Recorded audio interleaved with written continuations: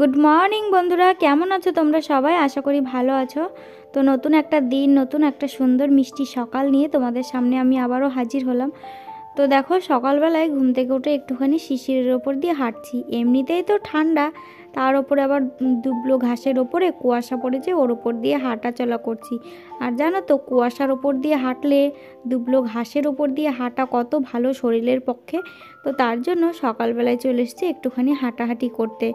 একটুখানি হাঁটাহাঁটি করে গিয়ে তো চলো কাজে লেগে পড়বো। আর তোমরা কিন্তু ভিডিওটা শেষ পর্যন্ত আমার সাথে থেকো, নাহলে কিন্তু ভিডিও দেবো না, নাহলে কিন্তু আমি রাগ করব।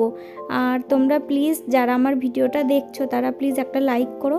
তোমরা না খুব কিপটে হয়ে যাচ্ছ জানো তো, ভিডিও দেখছো অথচ লাইক দিচ্ছ না। একটা করে লাইক দাও, আর যারা বেশি ভালোবাসা কমেন্ট করে জানিও, ঠিক আছে? তো দেখো, ওদিকে হাঁটাচলা করে চলে আসলাম এদিকে উঠোনটাকে একটুখানি ঝাড় দিতে। আর জানো তো, বেশ কিছুদিন ধরে একটা অভ্যাস হয়েছে, ঘুমিয়ে ঘুমিয়ে বিছানায় মানে আমাদের মানে স্ক্রিন টাচ ফোন দুটো, তো আগের ফোনটা তো মানে নষ্ট হয়ে গেছে, ওই ফোনটায় ভিডিও করা যায় না, মানে ফেটে গেছে স্ক্রিনটা, ডিসপ্লেটা ফেটে গেছে, কিন্তু তবুও মানে গান ঠান তো শোনা যায়। তো কোনো দিন রিচার্জ করা হয় না ওই ফোনটায়, ঠিক আছে?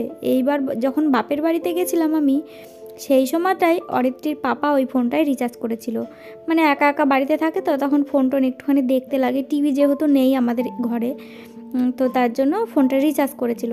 তাই প্রতিদিন ঘুম থেকে যখন উঠি আমি, উঠি বা বিছানাতেই থাকি, হয়তো জেগে গেছি, তখন আমি কি করি বলো তো, কৃষ্ণ নাম চালাই, হরি নাম চালাই, কীর্তন চালাই।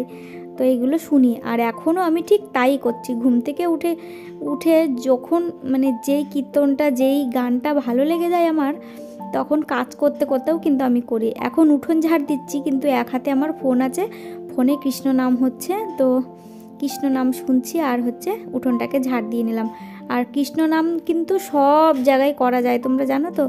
অবশ্য তোমরা জানো, কৃষ্ণ নাম পথে ঘাটে মাঠে মানে সব জায়গায়, জলে জঙ্গলে সব জায়গায় করা যায়। তো তার জন্য একটুখানি কৃষ্ণ নাম করে মুখে একটু বলি, আবার একটুখানি শুনিও। আর এই সময় কিন্তু কৃষ্ণ নাম শোনা, গীতা পাঠ করা খুবই দরকার, আর খুবই ভালো, কিন্তু এটা হচ্ছে ভালো দিক। তোমরাও যারা আমার ভিডিও দেখছো, গর্ভবতী আছো, তারা গীতা পাঠ করতে পারো, কৃষ্ণ নাম শুনতে পারো, মাঝে মধ্যে হরে কৃষ্ণ নাম বলতে পারো মুখে, তাহলে এগুলো কিন্তু খুবই ভালো। অরিত্রীর বেলায় না আমার, মানে অরিত্রী যখন পেটে ছিল, এতটুকু আমার তখন বুদ্ধি হয়েই ছিল না, তখন আমার এইসব জ্ঞানই ছিল না যে মানে গীতা পাঠ করবো কি কৃষ্ণ নাম বলবো মুখে, এসব এসব আমার একটুও জ্ঞান ধ্যান কিছুই ছিল না। আর তখন স্ক্রিন টাচ ফোনই ছিল না, ছিল না বলবো না, ছিল মানে একটা মানে খুবই কমা একটা ফোন ছিল। তো সেই ফোনটাতে ভিডিও করতাম আমি, মানে একদম অচল বলতে পারো, খুবই কমা ফোনটা, ওই একটা ফোন ছিল। তো দেখো, উঠোনটা ঝাড় দিয়ে এই দেখো ল্যাপা মোছাটা করে নিচ্ছি। আর এই যে প্রতিদিন মাথায় এই যে কিছু দিই না জন্য, প্রতিদিন জানো তো বন্ধুরা আমার মাথা ধরে, কি করব বলো তো? এখন আমার ঘুরে বেড়াচ্ছি, কাজ করছি, বেশ গরম ধরছে, ঠিক আছে, কিছু নিতে ইচ্ছা করছে না মাথায়, কিন্তু যেই একটা টাইম আসবে তখন আমার মাথা ধরে যায়, মাথা যন্ত্রণা করে, এই ঠান্ডার কারণে।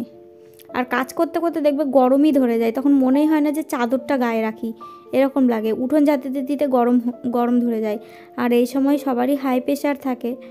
আর কালকে দেখো আমাদের বাড়িতে অতিথি এসেছিলো, আমার দুই দিদি এসেছিলো, তো কাকিমার কাছ থেকে হাঁড়ি টাড়ি নিয়েছিলাম, তো হাঁড়িগুলো মেজে দিতে হবে, প্রেশার কুকারটা মাজতে হবে, প্রেশার কুকারে ডাল ফুটিয়েছিলাম, তারপরে থালা বাসন অনেকগুলো হয়েছে দেখতে পাচ্ছ কলপারে, তো থালা বাসন কটা মাজতে হবে। আর ওদিকে আমার শাশুড়ি মা চা করবে, তার জন্য হাঁড়িতে জল নিচ্ছে। আর আমার শাশুড়ি মায়ের ওদিকে কাজকর্ম করা হয়ে গেছে, শুধু আমারই বাকি আছে, কারণ এখন আমি একটু লেট করে উঠি, তো তো তার জন্য লেট করে উঠি বলতে দাও 7টা মানে এখনও অনেক সকাল, এখনকার সময়ে 7টা মানে অনেক সকাল, কিন্তু কি করব, উঠতে পারি না, উঠি না, মানে যদি জেগেও যাই তাও উঠি না, কেন বলো তো? ওই শরীর খারাপ হবে, ঠান্ডা লাগবে, এইসবের ভয়ে আর উঠি না। তো দেখো বাসন কোসনগুলো চলো মেজে ফেলি ঝটাপট করে।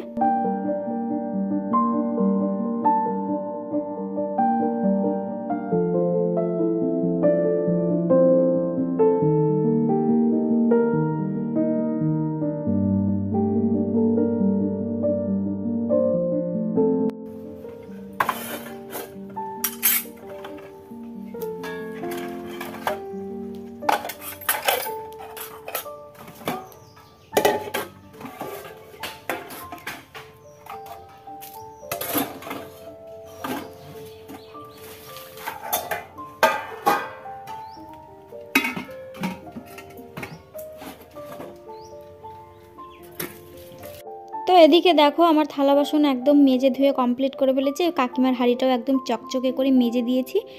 আর তো চলো এই যে কাকিমাকে হাঁড়ি দিয়ে আসছি। এখন হাঁড়ি দিয়ে এসে আরও যে বাদবাকি কাজ আছে সেগুলো করবো। আর আমার কাকা শ্বশুর দেখেছো কত সুন্দর গাছ লাগিয়েছে ঘরের সামনে দিয়ে। আর তোমরা আমাকে বলছো প্রতিদিনই ব্লগ দেওয়ার কথা, তোমরা অনেকেই আমার ব্লগ পছন্দ করছো। কি বলো তো, এক দিন না খুবই শরীরটা খারাপ করে, আর পেরে উঠি না জানো তো, সেদিনকে আর মানে ব্লগ দেওয়া হয় না। তো দেখো কাজকর্ম সেরে দেখো চলে আসলাম একটুখানি আবারও হাঁটাহাঁটি করতে। তো ব্রাশ করতে করতে একটুখানি রাস্তা দিয়ে হাঁটছি।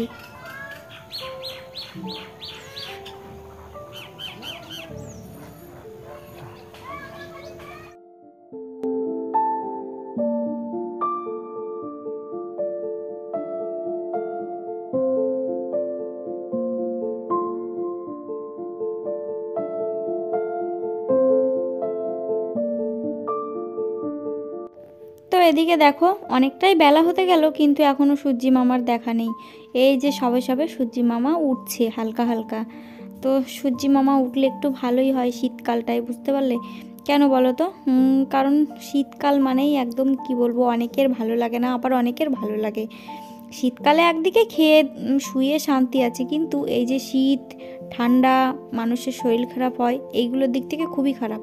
আর আজকে দেখেছো কলে কিন্তু জলই পড়ছে না। একদিন জল খুব জোরে আসে আর একদিন তো আসেই না একদম। আর এমনিতেও আজ দুদিন ধরে না জল দিচ্ছে না জানো তো, খুব কষ্ট করে ট্যাঙ্কির জল দিয়ে রান্না করতে হচ্ছে। আমাদের এই দিকটায় জলের খুব মানে খুব খারাপ অবস্থা। কারণ কলের জল দিয়ে আমরা যদি মনে করি যে রান্না করব, কিছুতেই পারবো না। তো ওদিক থেকে মুখ টুক ধুয়ে এসে বালতিটা বসিয়ে দিলাম, যেটুকু জল পরে পড়বে। তো এক বালতি জল হলে তাও কোথার থেকে আসে, আমাদের এখানে জলেরও ভীষণ সংকট জানো তো। জল আছে কিন্তু খাওয়া যায় না, সেই জল প্রচুর আয়রন গন্ধ, একদম বাজে জল বলতে পারো। তো এই দেখো ছাগলকে এখন বের করে নিয়ে এসে বেঁধে দিলাম, বেঁধে দিয়ে এই যে এখন ছাগলকে বিচুলি মাখিয়ে দিব। আর জানো তো বন্ধুরা, আমার এই ছাগলটার এই মাসের শেষে মানে পৌষ মাসের শেষের দিকে বাচ্চা দেবে। তো আমার তো সেইভাবে খুব আনন্দ লাগছে, আনন্দের সাথে সাথে আবার ভয়ও করছে। কেন বলো তো? কারণ এখন পৌষ মাসের শীত, বুঝতে পারছো, পৌষ মাঘ প্রচুর ঠান্ডা। তো এই ঠান্ডার মধ্যে বাচ্চা হয়ে বুঝতে পারছো একটু ভয় ভয়ও লাগছে। বাচ্চাগুলো মানে ভগবানকে বলি এত কষ্ট করে পুষছি, বাচ্চাগুলো যেন ঠিকঠাক থাকে, যেন ভালো থাকে। তো দেখো আটা দিয়ে বিচুলি দিয়ে মাখিয়ে দিচ্ছি। আর এখানে দেখো 50 টাকার মতন বিচুলি কিনে নিয়ে আসতে, এর আগেও 2-3 দিন দেওয়া হয়েছে। তো 50 টাকার বিচুলি আনলে কিন্তু আমাদের প্রায় 1 সপ্তাহ 10 দিন মতন চলে যায়। তো দেখো ওদিকে ছাগলকে বিচুলি টিচুলি মাখিয়ে দিয়ে চলে আসলাম ঘরে। তো এখন বিছানাপত্রগুলো গুছিয়ে নিচ্ছি।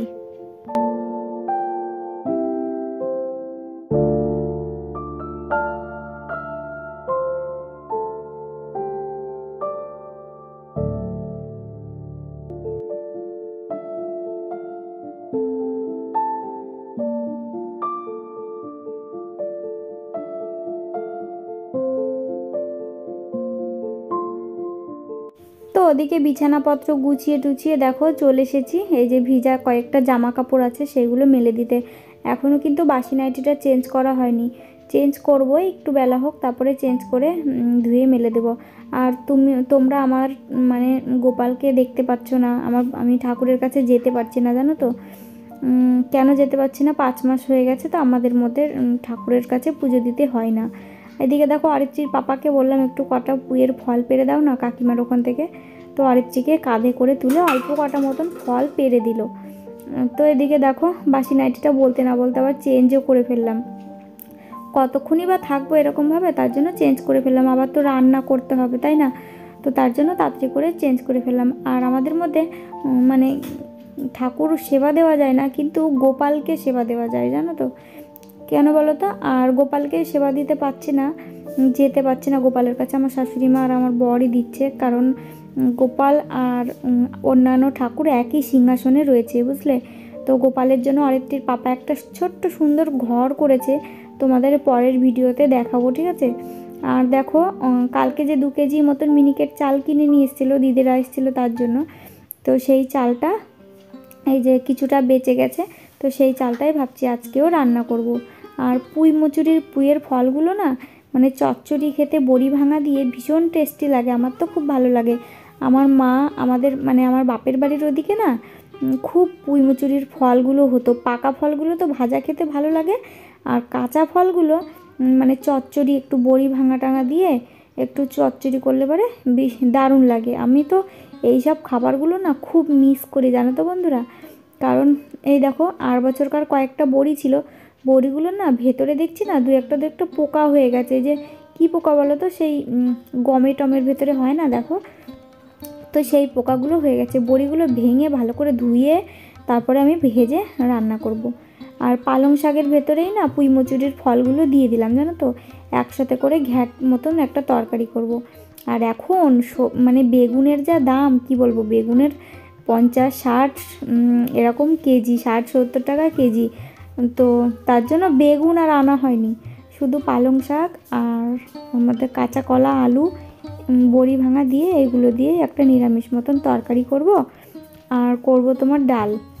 আর দেখো ডিম সেদ্ধ দিয়েছিলাম, তো 3টে ডিম আমার সেদ্ধ হয়ে গেছে। আমাদের বাড়ির মুরগির ডিম, দেশি মুরগির ডিম। আর জানো তো বন্ধুরা, ইচ্ছে করলে রোজই আমি একটা করে দেশি মুরগির ডিম সেদ্ধ খেতে পারি, কিন্তু জানো তো আমার একটু মন টানে না। মনে হয় কি মেয়ে খাবে, আমার বর খাবে, তো ওদের না দিয়ে আমি একা একা খাই কি করে, তাই মনে হয়। আর যেদিনকে আমি সেদ্ধ দিই সেদিনকে একবারে 3টে সেদ্ধ দিই, তাহলে 3জনাই খাই। আর যেদিনকে দিই না তো সেদিনকে দিই না। আর পালং শাকের এই ঘ্যাটের মধ্যে আমি কি দিচ্ছি জানো তো, জিরে, আদা, কাঁচা লঙ্কা আর একটুখানি সর্ষে দিয়েছি। মাখা মাখা করে তরকারিটা করব, তার জন্য সর্ষে দিলাম। আমি কিন্তু পালং শাকের ঘাটে কোনোদিনও সর্ষে দিই না, এই প্রথমবার সর্ষে বেটে দিলাম। জানি না কেমন লাগবে। এই দেখো একটু একটু ঝোল রাখবো না, একদম মাখা মাখা টাইপের করব তরকারিটা।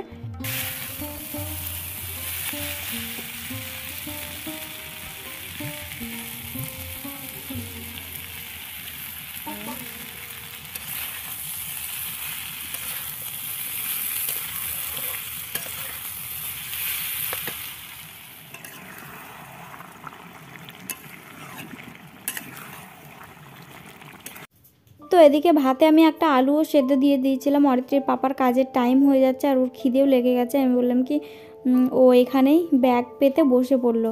আলু সেদ্ধটা মেখে দিলাম আর হচ্ছে তোমার ডিম সেদ্ধ দিলাম, ওটা দিয়েই ও খাচ্ছে। আর বললাম কি ডাল দিয়ে তো আর 3বার খাওয়া যায় না, তুমি ডাল তাহলে পরেই খেও। তো এখন সকালবেলায় সেদ্ধ টেদ্ধ দিয়ে খাওয়া দাওয়া হলো, আর ডালটা পরে করবো। আর এখন জানো তো একবারেই রান্না করি আমি, একটু বেলা করে ভাতটা বসাই 11টা-10টার দিকে। 10টা না, এই 9:30 10টায় বেজে যায়, ওরকম টাইমে ভাতটা বসাই, একবারে দুপুরের মনে ভাত করে ফেলি, ভাত তরকারি সব কিছু। আর এদিকে দেখো এক একদিন রাত্রেবেলায় ভাত থেকে যায়, সেই ভাতও খাওয়া হয়ে যায়, ভাতটা গরম করে নিই হয়তো, তো এরকম। তো এদিকে দেখো রান্না বাড়া পুরো কমপ্লিট, হাঁড়ি কুড়ি সব কিছু আমি ঘরে রেখে এসেছি। আর এদিকে উনুনের পাটটা ঝাড় দিয়ে নিচ্ছি। আর সাথে সাথে জানো তো বন্ধুরা, রান্না করার পর উনুনের পাটটা ঝাড় দিলে নাকি উনুনে আশীর্বাদ দেয় জানো তো, যে রান্নাবান্না আমার ওপরে রান্নাবান্না করে মানে পরিষ্কার পরিচ্ছন্ন করলো আর কি, আশীর্বাদ করে। এদিকে দেখো মুরগির তো একটা তাওয়া চলে এসছে নিচের সাদা মুরগিটার, আর একটা ডিম পাড়ার জন্য দেখো পিঠের ওপরে উঠে বসে আছে। তো দেখো 2টো ডিম পেলাম। তো এরকমভাবে প্রতিদিনই ডিম পাচ্ছি। সেদিনকে আমি আমার শাশুড়ি মাকে 3টে ডিম দিয়েছি। তো সবাইকে তো দিয়ে ধুয়ে খেতে হয়, চেষ্টা করি দেওয়ার, ঠিক আছে। তো এখানে অরিত্রির জন্য ডিম নিয়েছি, আমার জন্য ডিম নিয়েছি, আর ভাতও এক থালাই নিয়ে নিয়েছি। অরিত্রিকে খাওয়াবো আর আমিও খেয়ে নেব। আর মসুরির ডাল টমেটো দিয়ে না বেশ ভালো লাগছে কয়েকদিন ধরে জানো তো। শুধু আমি এসে থেকে মানে বাপের বাড়ি এসে থেকে যতদিন হলো মানে ডাল রান্না করেছি ততদিনই টমেটো দিয়েই করেছি, খুবই ভালো লাগছিল।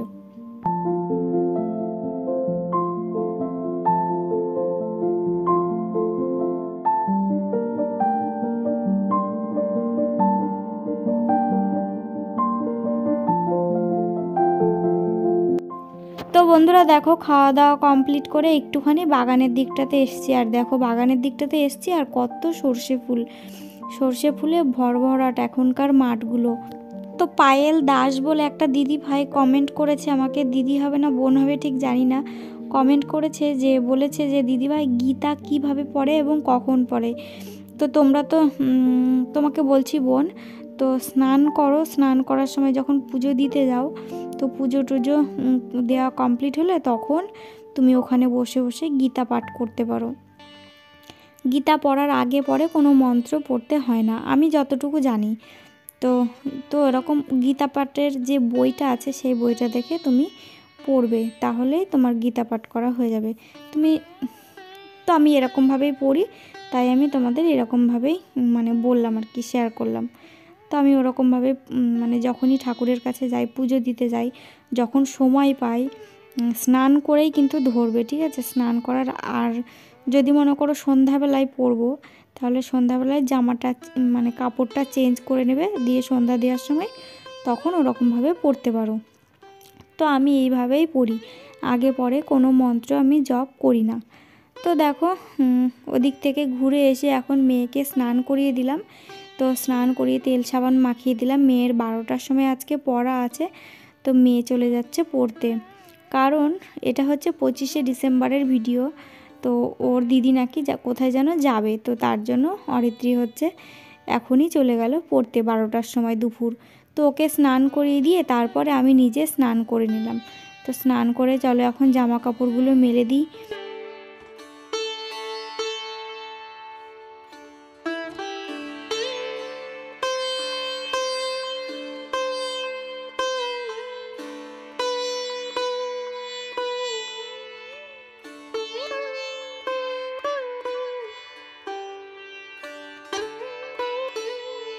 তো দেখো বন্ধুরা, স্নান টান করার পরে এই যে এখন নিয়ে বসেছি মোচা।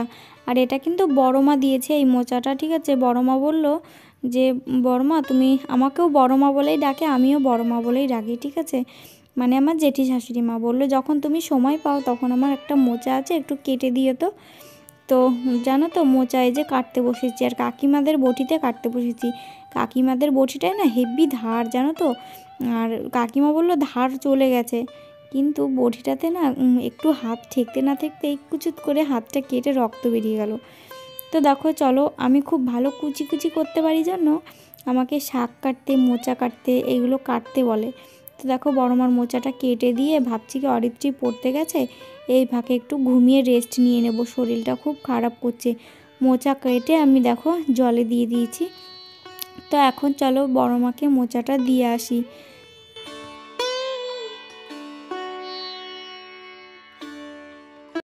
সকাল থেকে সারাদিন ভালোই ছিলাম, তারপরে বিকেল থেকে হঠাৎ করে শুরু হয়ে গেল আমার মাথা ব্যথা, প্রচণ্ড হারে মাথা ব্যথা, পুরো পাগল পাগল ঠেকে, জানো তো মাথা ব্যথা যখন হয়, আর চোখ দিয়ে জল বেরিয়ে আসে আর বমি বমি ভাব লাগে। তো মাথা ব্যথা হচ্ছে এখনও, তো তার জন্য শুয়ে আছি। আর এখন ভাবছি কি একটু শরীরটা ঠিক হলে 1 কাপ চা করে খাবো। চা করে খেলে পারে তাহলে কি হয় বলো তো, শরীরটা একটু ঠিক হয় আর মাথাটাও একটুখানি ছাড়ে। তো অরিত্রী এই ভিডিওটুকু করেছিল। তো চলো বন্ধুরা, আজকের ভিডিওটা এই পর্যন্তই। ভালো লাগলে চ্যানেলটা সাবস্ক্রাইব করে আমার পাশে থেকো।